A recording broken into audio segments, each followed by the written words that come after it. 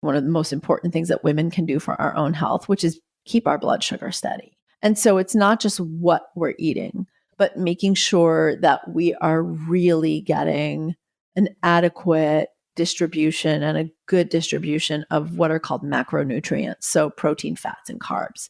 And our culture tends to lean into either overeating protein. A 32-ounce porter steak is not a healthy dose of protein any more than like only eating carbs is, right? And our diet tends to lean either inappropriately heavy, really pro-inflammatory protein, or really heavy carbs, or typically a combination of both, rather than kind of a steady state of getting enough protein, getting good quality protein, getting good quality fat. And if you're going to eat some carbs, paying attention to how they feel for you and when you're eating them.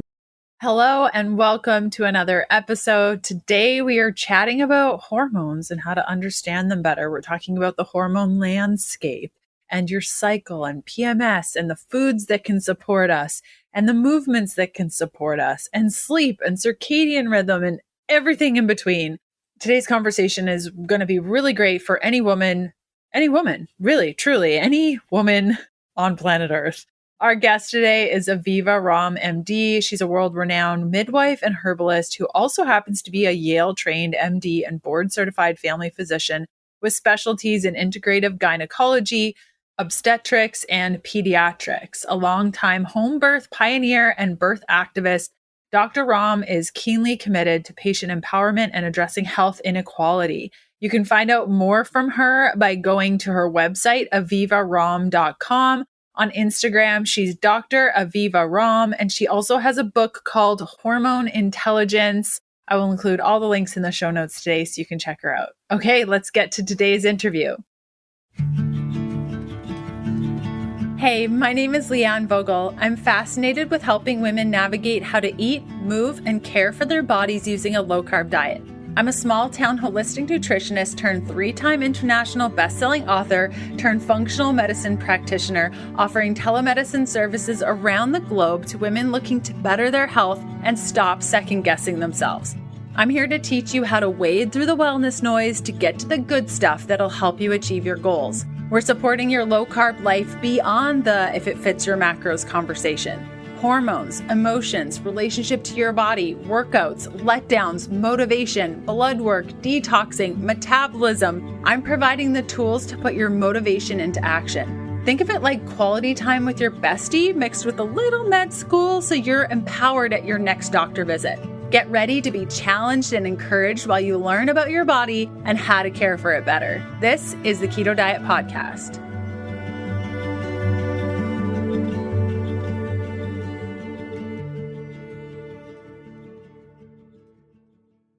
Hi, Aviva. How's it going? Hi, it's going really well. I'm excited to be here talking with you and to support your community. Oh, I love the work that you're putting out there. And today, it's no surprise, we're going to be talking about hormones. And I would love for you to just tell us a little bit about how you got involved in this, why it lights you up, and why you just feel really called to educate women on this. Well, let's go back 40 plus years. When I started this entire journey I'm on in women's health and integrative medicine, my first exposure to all the things was actually about food.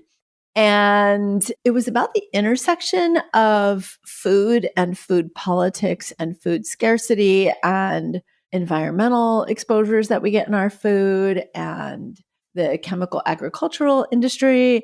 And so as idealistic radical teenager, I was like, oh, I can make a difference in my life and planetary health by changing my diet. So at that time, I actually went vegetarian, plant-based, and primarily vegan. You really couldn't get good organic meat, good organic dairy back then, unless you happened to know a local farmer. And that led to understanding more about women's health politics, the history of women's health, and all these interconnected factors. And so between 15 and 16 years old, I actually had started college, left college, apprenticed myself to a midwife and an herbalist. And there began the whole journey that's led me to here including 4 kids and practicing as a home birth midwife and an herbalist and becoming a Yale-trained MD and a family doctor. And I think what really keeps me inspired now is, sadly, how much things haven't changed in sort of this medical patriarchy and cultural patriarchy, and how much the food industry, the agrochemical industry, the pharmaceutical industry, not to sound all conspiratorial because I'm not, but like literally factually, how many of these things are still impacting women's health, and not just still, but actually impacting women's health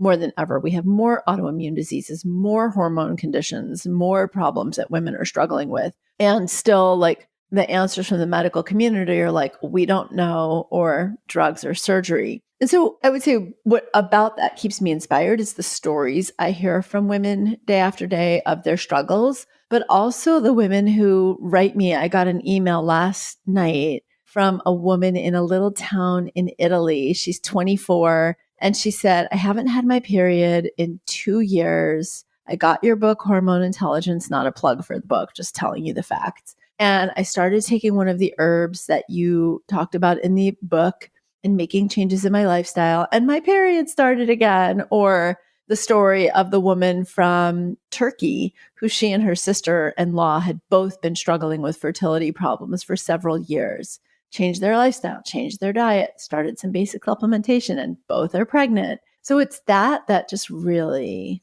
blows my hair back, if you will, and keeps me up at night on how to make changes in all of this. So Yes, completely. As somebody who had hypothalamic amenorrhea for 8 years and went to multiple doctors who said that I would never menstruate, I would never ovulate, I would never be able to do any of these things, and really taking matters into my own hands. Now I'm 6 years ovulating, having a perfect menstruation, not dealing with PMS, and those lifestyle factors and just simple things that we can shift really do make a difference. And the hopelessness we can have when we meet with a doctor. I mean, I must have seen 7 different specialists who all said the exact same thing. And at some point you're like, you throw in the towel. And so that's why I love having this conversation, because there has to be at least one woman who was as frustrated as I was, just feeling like there's this glimmer of hope. Like, is this actually my reality? totally. And it's like through all of these different arcs of our life cycles, right? Like whether it's puberty or pregnancy or postpartum or menopause. Menopause should just start with a P, then perimenopause, then it would all fit together, right? Like we can alliterate women's life cycles. There are so many women struggling, and still, like, a survey was done looking at endometriosis. 70% of doctors interviewed said they didn't know enough about it to diagnose it. And even if they knew, they wouldn't know how to treat it. We look at the overlooking of thyroid problems, the dismissal of women with PCOS, and like the list goes on and on and on and on. And there's so much that we can do when we just take our health in our own hands. And I'm not saying that I don't ever recommend surgical procedures or pharmaceuticals, but it's really, that is the exception compared to the rule. And I just see so many things as possible and so many changes when we really do make simple lifestyle changes. Unfortunately for women, it's not always just like, it's easier said than done, right? Like you've got little kids, you've got parents you're taking care of. And now we're talking about like, how do I prepare meals for myself? And there's like economics involved and all the things. So I do like to make it simple, but I don't want to just make it sound like it's always so simple. Completely. And so is that where the whole ecosystem healing kind of concept comes from, of seeing the body not just as when you go to your doctor and they say like this part is broken and we're going to fix this part, while not looking at the whole picture? Is that kind of what you're getting at when it comes to the whole ecosystem? Yeah, totally. Like there are these kind of two intersecting ecosystems that aren't really separate, but it's helpful to think of them as like a Venn diagram. So there's one circle, another circle, they overlap, right? And the ecosystems are all the things that are happening in our physical selves and our emotional beings. So whether it's the health of our gut microbiome or the stress point of our stress response based on maybe like trauma we've had, our living situation, all these things that like shape our personal world. And then our diet, all the things, how well we assimilate our nutrients.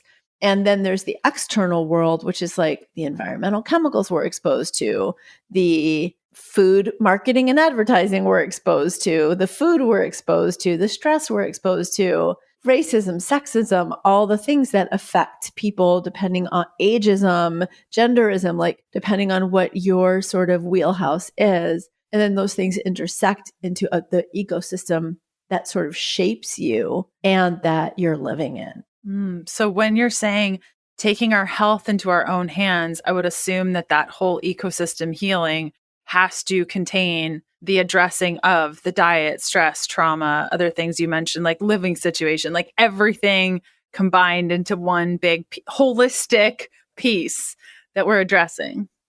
Totally. And also there's another element, which is, and I know it's sort of an overused word, empowerment, but when we talk about taking our health in our own hands, there's actually data that shows that women who actually become more empowered about their health actually have better outcomes. One, they're more likely to advocate for themselves at the doctor's office, but also that difference between being in like a fighting spirit for your health versus like this sort of hopeless, helpless victimization, which the medical model reinforces us to be hopeless and helpless. And yes, we can feel hopeless and helpless because feeling unwell can feel so overwhelming and our choices can feel overwhelming to pick from, or we might not even have access to all the choices we might want. But, there was a study done in Australia looking at women with endometriosis who felt victimized by having endometriosis. Like, what's wrong with me? What am I doing wrong? I'm broken. I'm never going to get answers versus women who are a little bit like, okay, I've got this issue and I am going to do everything I can to get to the bottom of it and find the right doctor. And interestingly, those women were more likely to, not surprisingly, find the resources they needed to feel better. But just getting activated like that in a way made them feel better too.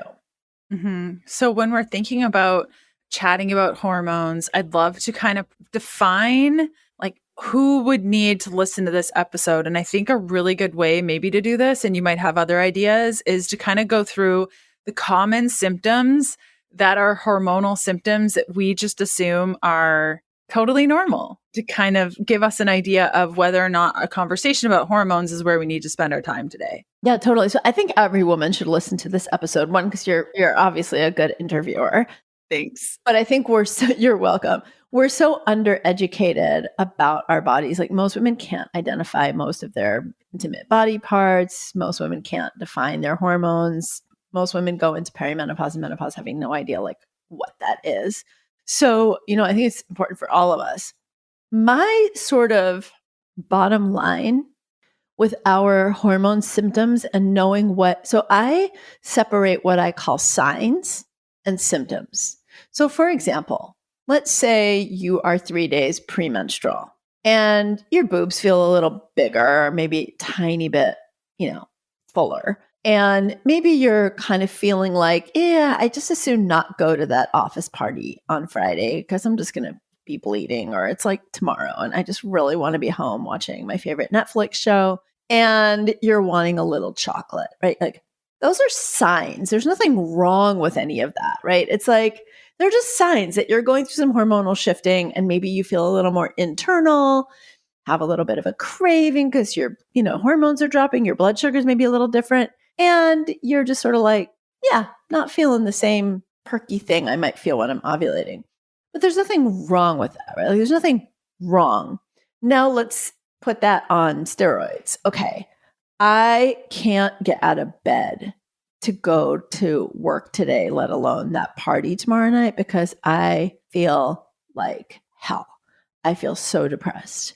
I feel so anxious. I am so filled with rage. And it's like, you're not just having a craving for chocolate, but you feel like you're completely empty and you just want to eat the whole bag of chips, then the whole container of Ben and Jerry's, then eat the chocolate, and then maybe go for some fries or the pizza.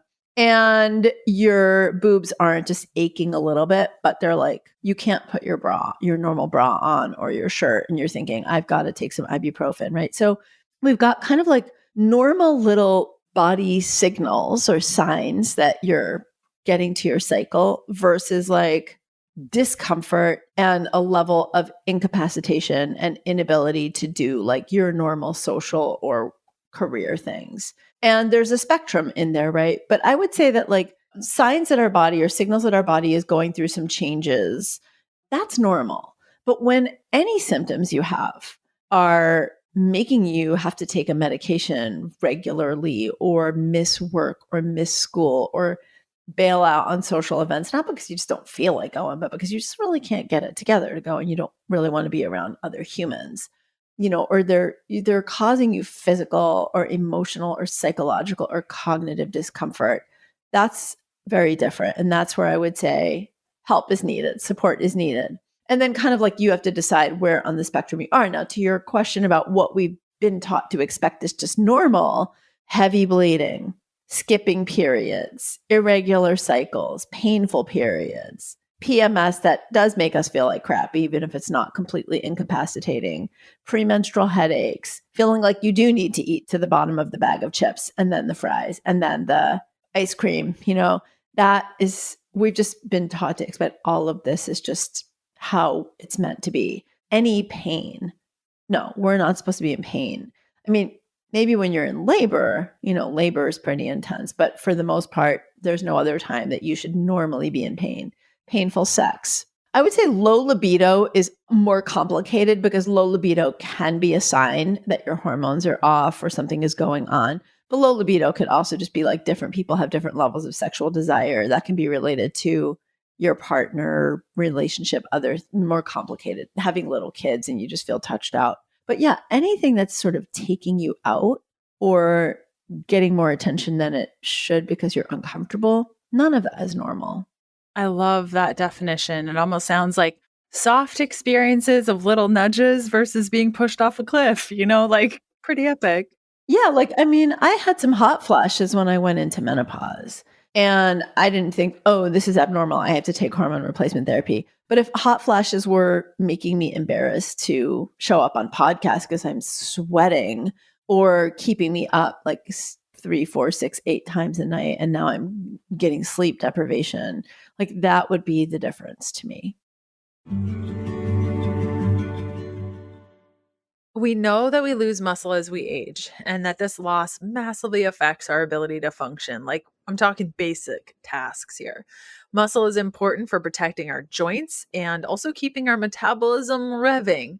Basically, you want muscle. And unfortunately, a lot of us just don't prioritize muscle maintenance or see it as an importance. And you may also be cringing at the idea of going to the gym and being able to maintain that muscle consistently. Yes, active moving is super good. And there's really nothing like it when it comes to the mood boost of pumping iron. So when I share about Urolithin A, I am not saying just to do this and you can maintain your muscle without movement. Well, I am saying that because Urolithin A does do that, but I think pairing Urolithin A with exercise is likely the best path forward. So I started taking a product called MitoPure to boost my performance and improve muscular strength. And MitoPure has 500 milligrams per serving of Urolithin A, a postbiotic shown to have major benefits to significantly increasing muscle strength and endurance with no other change in lifestyle. Yes, you heard that right. I just said that it has major benefits to significantly increase muscle strength and endurance with no other change to lifestyle. It gives your body the energy it needs to optimize its cellular power grid through boosted mitochondrial health without changes to lifestyle or diet. Now imagine what it could do with your low-carb diet and a walking goal or a lifting goal a couple of times per week. It took me a long time, like a couple of months, to introduce MitoPure to my day because it's so strong. Every time I took it, I almost had too much energy, so I really had to titrate up.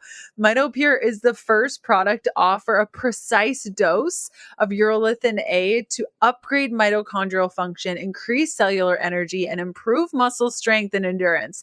They've created 3 ways to get your daily dose of 500 milligrams of Urolithin A in their product, MitoPure. They've got a delicious vanilla protein powder that combines muscle building protein with the cellular energy of MitoPure. Now, this product does contain whey protein. And then they have a berry powder that easily mixes into smoothies or just about any drink. This is dairy free. And finally, the soft gels, which is what I prefer because it's just easier. This is also dairy free. I love the starter pack idea though. If you can handle the dairy, the 3 forms of MitoPure to play around with which one is your favorite, top notch. So Timeline, the creators of MitoPure, is putting together a sweet little offer for you, 10% off your first order. So if you go to timelinenutrition.com/KDP and use the code KDP, you'll get 10% off your order. Again, that's timelinenutrition.com/KDP. I recommend trying their starter pack with all 3 formats and picking out your best format. Again, that's timelinenutrition.com/KDP. Okay, so when we're talking about these individual pieces, I know since we're talking about this, there are going to be many women that if I don't ask this question, they're going to be upset with me. So can we go into some of the you reasons? You can go anywhere you want. I know there's that woman being like, come on, Leanne, ask the question. Can we go into some reasons why these, you mentioned a couple things like irregular cycles and wanting to eat all the things, hot flashes. What are some of the root causes under these common issues that are a lot more symptomatic than they are the signs? So at the surface level, there are the cycles that we go through with our estrogen, our progesterone, testosterone throughout the month and throughout different phases of our life. And along with those changes, we think of as you mentioned, like in silos, right? Like there's the cardiologist and the neurologist and the obstetrician. But in reality, your hormones and your neurotransmitters, so the dopamine, serotonin, the things that make us feel good, those are all interconnected. So when, for example, estrogen and progesterone normally drop before your period, so does serotonin. It goes down with estrogen. So some of these cyclic changes are what give us these normal little nudges, as you said. But when things are falling off the cliff, usually there are some underlying or root causes. And that can be a whole kind of panoply of things that interact, like these multifactorial causes, as I say, or it can be an individual thing. So for example, you could have low calcium and low magnesium, and that causes you to have more spazzy muscles, and that causes more menstrual pain and lower mood. You could have low vitamin D and low magnesium. That could cause lower mood. So it could be simply like a nutritional factor. But let's say you have irregular periods, you skip a period for 3 months, then you get one, then you skip it for 6 months, then you get 2. That could be, let's say, PCOS or polycystic ovary syndrome. That could be due to insulin resistance. That can happen as a result of not even just a standard American diet, but just a diet that is not heavy enough in protein and not getting enough exercise. And that causes insulin resistance. But inflammation can cause that. And inflammation can come from diet. It can come from stress. It can come from endocrine disrupting chemicals in the environment that we don't even know we're being exposed to. It could come from 4 rounds of antibiotics you had because you had UTIs in pregnancy, or you got UTIs at another, like there's a whole wide range of things. We look at something like endometriosis, which can cause debilitating menstrual pain, pain with sex, urinary problems, bowel problems, depression, anxiety. And that can be a result of chronic exposure to endocrine disruptors before we were even born that have changed our immune system and caused inflammation. And even these endocrine disruptors that I'm talking about, those can mimic estrogen, progesterone, thyroid hormone, and block our own body's hormones or mimic us having extra hormones. And that can set off a whole wide range of these impacts. So it's really quite complex on one level because there are multiple different factors. But what's kind of interesting is the solutions in one way are relatively contained. I'm not going to say simple or easy because making changes is complicated. And then there's a level at which we have no control. Like we have no control over what chemicals are in certain foods or our water or our soil or our air.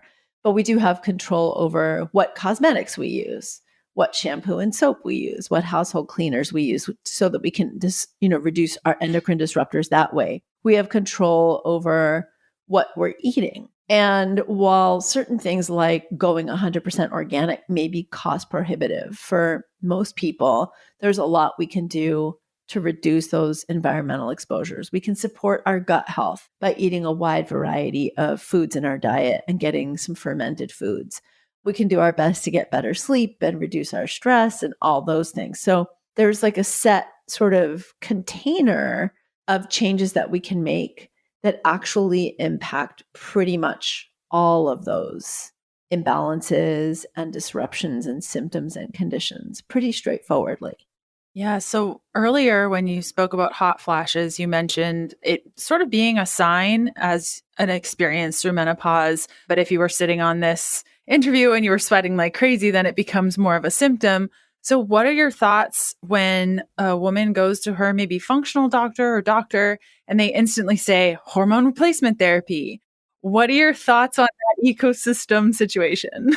It's actually driving me a little bit crazy and feeling a little bit throwbacky to like the forever young kind of thing. And it's interesting because a lot of the sort of wellness people, some of whom are doctors, some of whom aren't, who are really promoting hormone therapy right now are some of the same people that would be critical of the overuse of birth control in teenagers. And yet I feel like we're kind of, the pendulum swung from, oh, we shouldn't use hormones with the Women's Health Initiative study in the early 2000s to now, like, you've got all these wellness influencers who are menopausal age, who are like hormones for everything.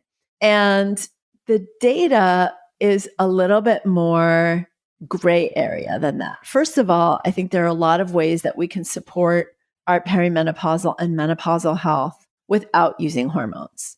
I also think that nobody should suffer and be miserable. So if you're already at the point of misery and you have symptoms for which hormone therapy is appropriate, and that's a big important statement right there, then absolutely you can use hormone therapy if it's not contraindicated or unsafe for you, but you want to make sure that you're using it for an indication that is appropriate. So for example, we do know that hormone replacement therapy, or now called menopausal replacement therapy, can be very effective for hot flashes. It can be very effective for vaginal dryness, and it may even help with sleep. There are a lot of people touting how important hormone therapy is for preventing dementia. And basically, women should all just go on it for a few years to prevent dementia. But that evidence is not definitive. And there are lots of other ways to prevent dementia than going on hormone therapy. And most women are not going to get dementia. So putting every woman on hormone therapy to prevent something that hasn't been proven for it to prevent, which there are other ways to prevent that don't involve things that can have risky side effects and which may never happen to you, seems like overkill to me. So I'm more conservative. I do prescribe hormone replacement therapy for menopausal women in my practice who just really are struggling and symptoms are debilitating. And either for whatever reason, they didn't get quick enough or effective enough results from more natural therapies like, herbs or supplements, or they're just freaking over it. And they're like, I am not getting any sleep. I can't wait 4 weeks for these other things to kick in. Please help me now. And we might do hormone therapy as a stopgap while we're, onboarding some of these other things, or it may just be like exactly the best thing for them. In which case I'm going to use the lowest possible dose for the shortest amount of time and be really mindful of safety guidelines. So yeah, I feel like an outlier, not an unusual thing for me, but to feel like an outlier in the wellness world when it comes to women. Like, there are a lot of women doctors and there are a lot of companies sprouting up for menopause. It's a cash cow. It's like a multi-billion-dollar industry. So I'm a little bit leery. It sounds like you are too. I got a little sense of like, Yeah, the amount of ladies that I onboard in my one-on-one coaching that are on a significant amount of hormone replacement therapy while also having massive infections like Lyme, living in mold, heavy metal toxicity. And I'm like, you can throw hormones at this all day long. It's going to do nothing. It is a drop in the bucket if you're dealing with these issues. And it costs a lot of money. Like those testosterone pellets are not cheap. And the programs and the subscriptions and yeah, well, and the data on testosterone pellets is not convincing, in my opinion. I'm not saying testosterone never has value, but I never use testosterone pellets. The other thing that's really important for listeners to know is that bioidentical hormones, even if they're from natural sources, aren't necessarily safer than other forms. And a lot of people are like, oh, it's bioidentical, so it's natural and it's safe. But we have to treat all the hormone therapies with the same level of respect as any conventional. And I have had patients who started seeing me after they were put on bioidenticals by an integrative or functional MD or nurse practitioner or what have you, who have had endometrial hyperplasia as a result of overgrowth of their uterine lining from too much estrogen, including 2 women who were getting biopsies and being told they might need a hysterectomy for cancer, who, when I took them off of their hormone therapy, their symptoms resolved. And sadly, one woman who did not become my patient, but I met her through a friend. I was meeting the friend for tea, and she's like, can I bring a friend who would love to meet you? And it turned out to be like a curbside consult. But she was actually put on hormone therapy about a year and a half prior and did develop endometrial cancer and was having a hysterectomy. By the time I met her, it was like so far gone. She had to have the hysterectomy. But yeah, so I think we're going to see another swing back in another 5 or 10 years, maybe sooner. I'm totally taking the curbside consult. That is a fabulous, I'm always ready for the curbside consult. Like just, I used to do them, but now it's like, we're having tea and this is not the best way to give you information. Yeah. Yeah, I feel you. Okay, so kind of moving into other hormone replacement type therapies, can we touch a little bit on the pill with PMS? Because oftentimes a woman would go into her doctor's office and say, I'm dealing with all these symptoms. And they go, how about the pill? Does what you were talking about with hormone replacement therapy kind of merge into that? Yeah, it's kind of the same thing. It can be really effective to go on the pill for some women. It can be a great mood stabilizer through stabilizing hormones. I mean, I've worked with women with polycystic ovary syndrome and horrible cystic acne, and they go on a low progestin dose that doesn't, convert to testosterone, and they get such relief. And it's like they get their life back because women with cystic acne don't show up for job interviews or graduate school interviews or that date or that social event because they're so, it's so stigmatizing to have acne in our culture. So it can be like night and day. But I would say a few things. One, there are so many other things that we could try. First, it's a Band-Aid. It's not a solution to the root causes. So if somebody has polycystic ovary syndrome and we treat their acne and their cyclic irregularity with a pill, but we don't address the underlying factor of insulin resistance, they can still develop diabetes later. And I've worked with so many women who come to me at 32, 34, 36, who have been on the pill since they were 15, 16, 17 for hormonal problems, who come off of it and their symptoms have been suppressed all this time. And now they're like, I want to get pregnant. And they go off it and wham, they're right back to the symptoms. And now they're 36, 37, facing that fertility deadline that is so often imposed on women. So, and then the other thing is much like hormone replacement therapy for menopause, women are just not given adequate informed consent. We're not told about the actual real risks. Most doctors don't even screen for things like migraine with aura, immediate family history of cancers. We don't tell women that you have a 26% increase in likelihood of needing an antidepressant, even if you've never felt depression before, or teens, like 80% increase in depression. And so women go on these things and they're just kind of left on, it's like take 2 aspirin and call me in the morning. It's like take your birth control pill and call me never. Call me when you're 35 and having a baby, or call me when you're 55 and in menopause. So yes, these therapies can have tremendous palliative effects on symptoms. And we still aren't addressing the underlying issues that come back to bite us in the butt, or still are acting as underlying factors. Like if you're having cycle trouble because you have excess estrogen, that doesn't go away if you go on progesterone. It's now just all those risks are still there and accumulating. So we're just not doing a good job at looking at root causes, and we're not doing a good job about educating about the alternatives, the risks, the pros and cons, and we're not doing a good job. And when I say we, I'm talking about physicians, medical providers, of follow up, right? Should she come off the pill that she went on at 13, at 18, at 22?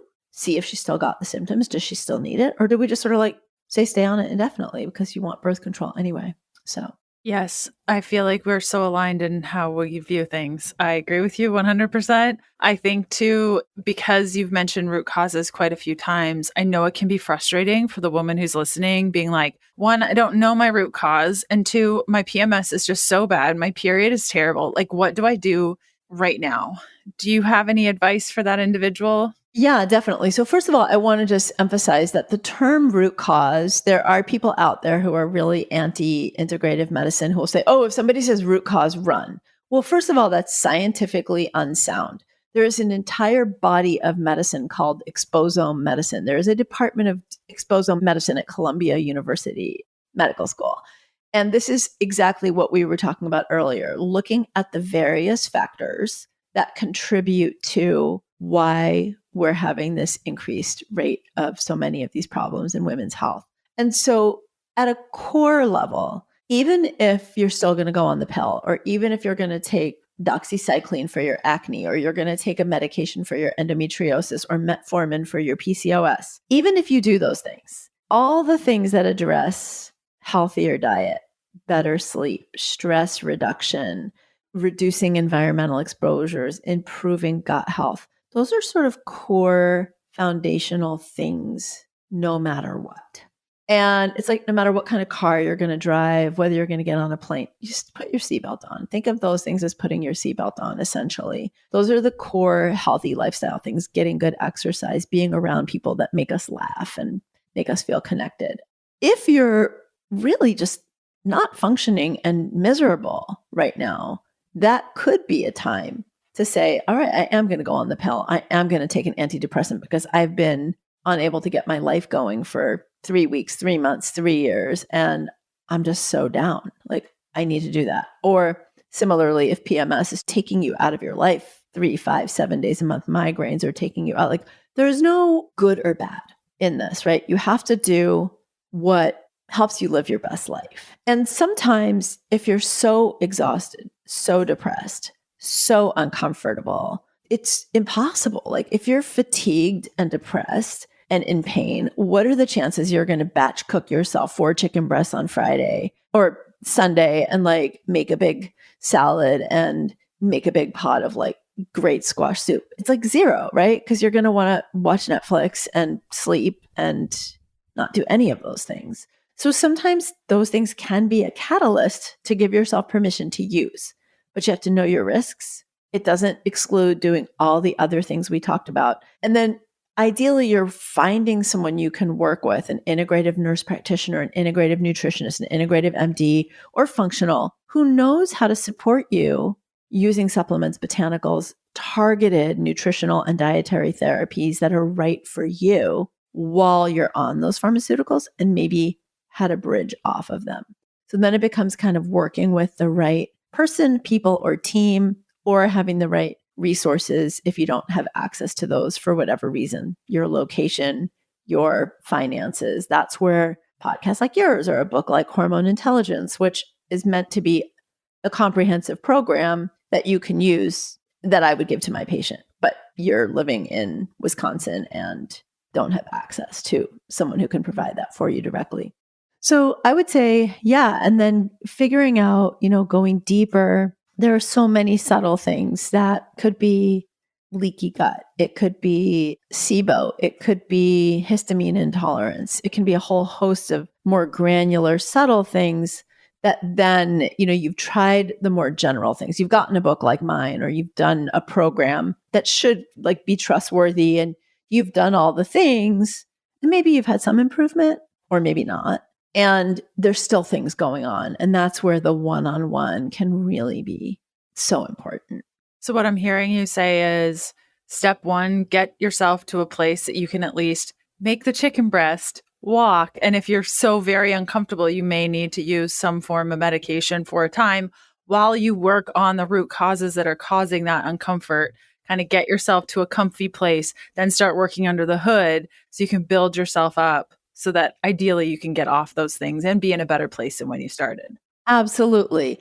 And look, some people might be like, yeah, my symptoms are uncomfortable, but I can still make the chicken breast. I don't need the medication. But then certain conditions like hypothyroid, if it's significant enough, you will need the medication and you may just need to also stay on it. And I think that brings us to another piece of this whole conversation. And I think like if there's any takeaway that I would want women to have from what I'm saying is that you're not broken and none of what's happening is your fault or your doing. There are 80,000 environmental chemicals that are circulating in our environment. Maybe 200 of them have been tested and not even necessarily found safe for women's reproductive and hormonal health. We're being exposed to all of those. Not only that, we don't know how those interact in our bodies. Our mothers may have taken antibiotics when they were pregnant with us, or we may have had, the average American has 18 rounds of antibiotics by the time she's 20 years old. Think about what that does to your gut health. So none of this is your fault. And some of it is unpacking what we can heal and improve and resolve. And some of it is doing the best we can. So I might have a patient who comes into me and I say, on a scale of 1 to 10, how significant is your pain? And she's had, she's 38. She's had endometriosis symptoms since she was 14. She has adhesions in her bowel and her abdomen that are causing urinary problems and bowel problems. And I'm not going to say to her, look, we can get rid of all those. Those can all go away. Maybe with a really good surgeon and really good, anti-inflammatory diet and all these things, we can improve dramatically. And she'll say, I'm an 8 on a scale of 1 to 10 with discomfort. And I'll say, okay, if we could get you to a 4, she'll be like, amazing. And then maybe we can get her to a 2. But I'm going to be honest and say the chances of getting to a 0 could happen. I'm not going to kibosh that. But let's also set realistic goals because this happened long before you even knew it was happening or had a chance to do anything about it. And so, I think that's really important that we not blame ourselves. We're the canary in the coal mine and we have to really give ourselves grace. And I think that's also important too, because I see women go crazy, like trying every dietary approach, every supplement, and exhausting themselves and exhausting their bank accounts. And so finding like guidance, knowing what does and doesn't work, being careful, like we were talking about with hormone therapy, like just jumping on things because they're du jour or like the trend is really important. And always getting back to the basics, like low inflammatory diet, good sleep, stress reduction, healthy gut, avoiding pharmaceuticals that we can avoid whenever possible. Those are all such getting out in nature, connecting with people that make you happier because just connecting with other women increases progesterone. It improves oxytocin. These are all things that are really important. So much we can do, but we, again, just have to give ourselves grace and compassion. Yes, completely. Today's podcast is sponsored by NutriSense. What your blood sugar is doing can significantly impact how your body feels and functions moment to moment. NutriSense lets you analyze in real time how your glucose levels respond to food, exercise, stress, sleep. So let me tell you a little bit about how it works. If you're not familiar with the continuous glucose monitor technology, basically it's a small device that you wear on the back of your arm. I swear it doesn't hurt to insert it. I promise you it does not hurt. And it allows you to track your glucose level in real time. Application is super easy. I promise it's painless, and each device lasts 14 days.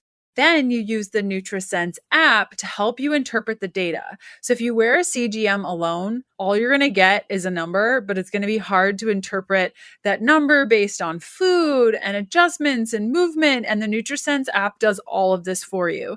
So if you're unsure what the app is showing you, though it is super straightforward, each subscription plan comes complete with 1 month of free nutritionist support. So your nutritionist will actually help you to interpret the data and provide suggestions based on your goals. Now, seeing this data in real time makes it super easy to identify what you're doing and where you need room for improvement. So if you're feeling a little bit off, where's your glucose level at? If it's super tanked or really high, you can adjust your activities in the moment based on what you're seeing. If you wake up in the middle of the night, was your glucose to blame? If you totally had the best workout of your life, where was your glucose at? Perhaps you fueled really, really well for this workout and you need to repeat it. By tracking and learning from and then acting on the data from your NutriSense app, you can expect to lose weight, provide stable energy throughout the day, better sleep, understanding which foods are good for you, control cravings, and my personal favorite, make lasting change. I've been using continuous glucose monitors now for about 3 years. I'm in love. I use them every couple of months to just help me kind of mitigate some adjustments I've made with my diet and movement and really tone things in a little bit. And then I'm off to the races again. So you can visit nutrisense.io/KDP and use my code KDP for $30 off plus 1 month of free nutritionist support. Be sure to let them know that you're a listener of the Keto Diet Podcast when they ask you how you heard about NutriSense. Again, that's nutrisense.io/KDP with the code KDP. You talked a little bit about the improving of diet. Can we focus on that just a little bit and kind of what that means? Because you also touched on doing a lot of different diets and getting really busy with that. And how do we know kind of the restriction versus not restriction and all the diet stuff? Yeah. So for me, a healthy diet at the most basic level is whole foods, as close to natural, as few ingredients as possible. So like if I were to walk you through my kitchen right now, and you went into my pantry, you'd see bottles of grains, bottles of beans, bottles of nuts, bottles of seeds. Those are single ingredients. If you went into my refrigerator, you'd see kale, collards, chicken breast, tofu, salmon, eggs, single ingredient things that are as much as possible organic and 100% unprocessed. I mean, tofu is processed, but when I say like unprocessed, I'm talking about like zero ultra processed foods, minimal processed foods at all. That's sort of the foundation, and a wide variety of vegetables and, staple type of foods like that. And then the next level, that's sort of for everyone, right? But it may be that I have a patient right now. She just started in my practice the other day and she's having hives all over her body. And she's in her early 30s, has no idea why this is happening. And as I'm looking through her medical history, I see that her 2 sisters and her mother all have autoimmune thyroid disease. One has Graves', 2 have Hashimoto's. Her sisters and her mother have either joint pain or joint problems and rheumatoid arthritis. So I started talking with her about diet. Now, I am 100% zero restriction. I don't believe in restricting anything. I think we either choose not to eat certain things because they're not healthful foods. I mean, not drinking Coca-Cola is not restricting. It's not drinking something that's not a food. I mean, like, sure, if you have one, it's a hot summer day and you decide to have that rum and Coke at the beach, and it's a one-off, sure, that's one thing. But like Coca-Cola is part of your diet. That's not a food. So to me, not having it is not restricting it. If you are celiac, as it turns out, this patient's mother is. So the patient's mother is celiac. 2 sisters with autoimmune disease and joint problems. And now this woman starting to have this weird immune reaction. Nobody's ever explored whether these 3 women, daughters, have celiac. So to me, having her take gluten out of her diet, that's not restricting, right? If something is toxic to you and actually making you sick, it may feel sad to not be able to eat it because you might really enjoy bread, but it's not technically restricting. That's making a therapeutic lifestyle choice. So past that sort of big picture of like the whole healthy foods, I want to look at things like, are there specific foods that are triggers for you? I also glossed over or skipped over something that's, to me, probably one of the most important things that women can do for our own health, which is keep our blood sugar steady. And so it's not just what we're eating, but making sure that we are really getting an adequate distribution and a good distribution of what are called macronutrients, so protein, fats, and carbs. And our culture tends to lean into either overeating protein. A 32-ounce porter steak is not a healthy dose of protein any more than like only eating carbs is, right? And our diet tends to lean either inappropriately heavy, really pro-inflammatory protein, or really heavy carbs, or typically a combination of both, rather than kind of a steady state of getting enough protein, getting good quality protein, getting good quality fat. And if you're going to eat some carbs, paying attention to how they feel for you and when you're eating them. So I'm generally like, I encourage my patients not to have carbs at breakfast, but to stick with really a good quality protein, good quality fat, and some veggies, ideally. I mean, I'm not opposed to the occasional like soaked overnight oats, but it's got to have like some almond butter or nuts and seeds or some nut milk in it to make a steady blood sugar food, but typically more like savory breakfast. And then if you're going to have a carb, there's some evidence that having a small amount of carb at dinner, for example, may actually help with serotonin, mood, and sleep. So, thinking about it then. So those are some of the big picture things. But then again, if somebody has specific symptoms, then I'm going to start looking at, are there specific dietary modifications that we might need to make? So somebody comes in with really high cholesterol and they're eating a paleo diet with like 4 eggs a day, or they are a vegan or vegetarian and they're tired all the time and they're not getting protein, or they come from a family with someone with celiac and autoimmune disease and they're getting hives. I'll look at those very specific dietary approaches and create something that feels nourishing and delicious and abundant and proactively healthful rather than thinking of that as restrictive. Yeah. So when it comes to, I guess, the next kind of pillar that people will think about is exercise and movement. You talked about being outside. And what are some pieces that we can think about to support our hormone health versus things that we can do with our movement that doesn't support it? Yeah. So being sedentary doesn't support it. And that's just the bottom line. The whole 10,000 steps or 8,000 steps a day has been disproven. I mean, yes, it's healthful, but getting a minimum of 4,000 steps a day is good. Now, that's hard if you're sitting in front of a computer all day. So how can we do that? Standing desk, making sure that we're, getting a good walk in before work or after work, like, 2 miles is going to be about 4,000 steps ish. Whatever it is that you love to do, I think is the most important though. Like quite honestly, I love walking and hiking. I am not a person who's like, oh, let me exercise. My oldest daughter, she lives for exercise. She's like one of those people who like, it totally transforms her stress to exercise. For me, and she like does it, she's religious about it. For me, I love movement. I love fun movement. I love dance. I love walking. I love hiking. I love my hula hoop and my jump rope. But I have to get myself to like get on a stationary bike or do things that are specifically exercise. So I love how I feel when I do it. So if you're one of the people who like loves exercise, then the main thing is just to be careful not to over exercise, because that can have an impact on our inflammation, on our hormones. And as you mentioned earlier, hypothalamic amenorrhea, one of the causes of not getting our period is over exercising and or under eating. But find what you love. If it's putting on music in the morning and just dancing it out. I have a hula hoop, a weighted hula hoop. It's a 2-pound weighted hula hoop. I love that.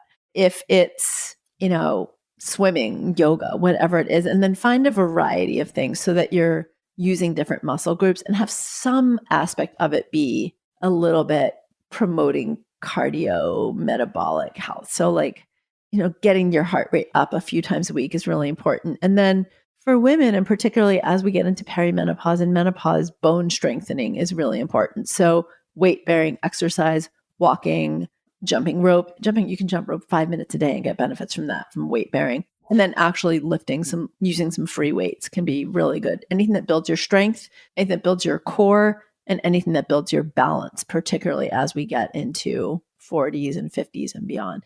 And ideally, you're doing it in your 30s and early 40s, not waiting to catch up later. It's always harder to catch up, but you can do it.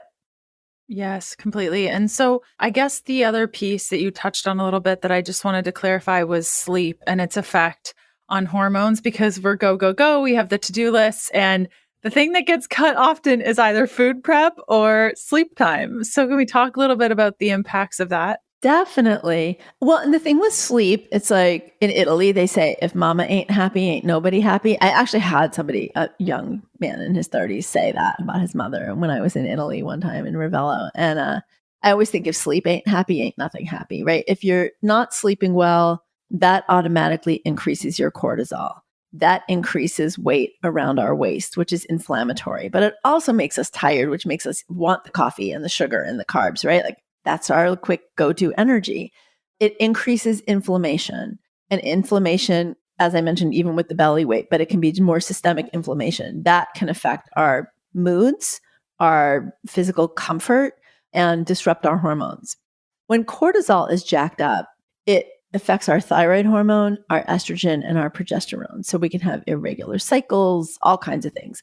It affects our mood. So it affects our motivation.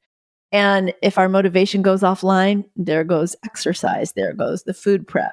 So to me, getting good sleep, and good sleep is 7 to 9 hours a night. I need 7 hours. Some people really do need the 9 hours. Sleeping under that or sleeping over that can both actually be disruptive of hormones. They can also be symptoms of hormone disruption. So if your cortisol is already dysregulated, that may affect your sleep may already be off. Perimenopause and menopause, we know sleep problems start.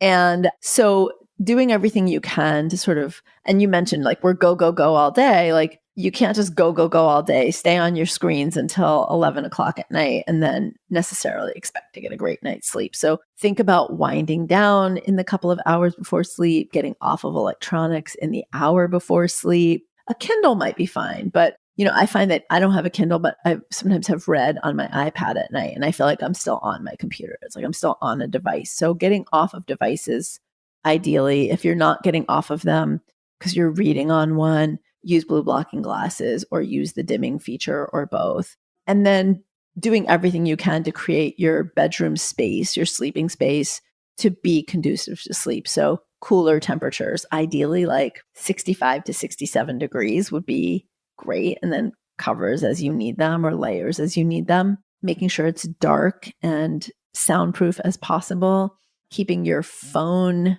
notifications off and your phone not near your bed, all the things that you can do to promote sleep, not having caffeine. And honestly, probably the number one thing, particularly for perimenopausal and menopausal women, is stay away from alcohol. Like alcohol is just a circadian rhythm disruptor, mood disruptor, sleep disruptor, hormone disruptor. So 86 to alcohol completely. Yes. I feel like we could go through PCOS and endometriosis more and menopause more, but we got to cut it off. So thank you so much. Well, and all those root causes, or the root health things, there's the root cause, but there's the root health things. Those all support you in healing all those things as the baseline plan anyway. And then you add on the things that you need to support that, whether it's herbs or supplements or specific dietary tweaks or a pharmaceutical if needed. So it's still the core, it's the foundation. Yes. Where can people find more from you? Where can they grab your books, connect with you? How do we get in touch? My website is avivaromm.com. There's tons of free articles over there. Instagram, Dr. Aviva, is great because I actually am the one in there doing posts and checking comments. And yeah, you can find out about my practice, my books, all the things on my website. And then, of course, there's ye old Amazon for Hormone Intelligence, which is for all things hormones, and Adrenal Thyroid Revolution, which is specifically for adrenals, thyroid, autoimmune, general state of overwhelm. Those are great books for those. Well, thanks again for coming on the show, and I'll include all of those links in the show notes if people are looking for them. Thank you. Thank you for having me. I hope you enjoyed our time with Dr. Aviva. You can find out more from her by going to Instagram, that's dr.aviva Romm, AVIVA ROMM, and her website, avivarom.com, and her book, Hormone Intelligence. I hope to see you here next week for another episode. Have a good one. Bye. Thanks for listening. Join us next Tuesday for another episode of the Keto Diet Podcast. Looking for more resources? Go to healthfulpursuit.com for keto meal plans, weight loss programs, low-carb recipes, and oodles of free resources to get you going.